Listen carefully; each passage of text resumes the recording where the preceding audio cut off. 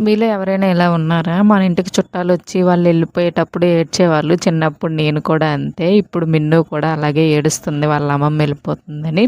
నాకు కూడా బాధుంది. కానీ ఏంటంటే బయటకి చెప్పుకోలేము కదా! ఇంకా అమ్మ గూడా బాధపడతది. ఇంకైతే మిన్నునైతే తీసుకొచ్చేసాను. షాప్‌కి తీసుకెళ్ళి ఇంకైతే లాలీపాప్స్ కొనుక్కుంది.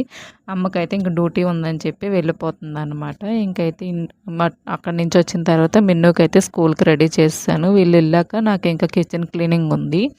ఏంటంటే బెడ్‌రూము, హాలు నాకొక రోజు అయిపోయింది గానీ, కిచెన్ మాత్రం 1 డే పట్టింది నాకు. చాలా డస్టే వస్తది కిచెన్‌కి. మళ్ళీ ఏవైనా ఇంట్లో సరుకులు తెచ్చుకునేటప్పుడు, రేషన్ తెచ్చుకునేటప్పుడు ఎప్పుడు మళ్ళీ క్లీన్ చేసే పెట్టుకుంటాను గానీ, చాలా వస్తది. ఆ రోజు నాకు అత్తయ్య అయితే హెల్ప్ చేశారు. నేను ఒక్కదాన్నయితే ఇంకా చాలా టైం పట్టేసేది నాకు. ఎంత గందరగోళంగా ఉందో. ఇంకా అందులో ఉన్నవన్నీ ఇలా ప్లేట్‌ల్లో ఏసి పక్కన పెట్టాననమాట.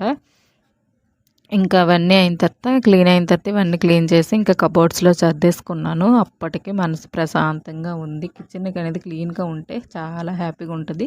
ఎళ్లి వంట చేయాలన్నట్లు ఉంటదన్నమాట. ఇంకైతే లాస్ట్‌కి ఇలా ఉంది వంటగది. మన వీడియోస్ నచ్చినట్టయితే ప్లీజ్ సబ్స్క్రైబ్.